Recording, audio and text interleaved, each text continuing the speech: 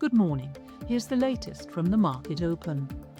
The FTSE 100 opened marginally lower at 10,477.76, while the Euronext 100 also edged lower 0.01%. Germany's DAX outperformed, up 0.25%. Overnight in the US, the Nasdaq closed lower at 26,040.03, while the S&P 500 also finished in negative territory.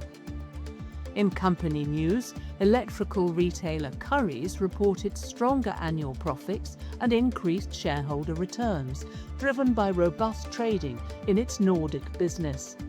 Meanwhile, airline Wizz Air posted 27% growth in June passenger numbers and confirmed the rollout of Starlink Wi-Fi across its fleet.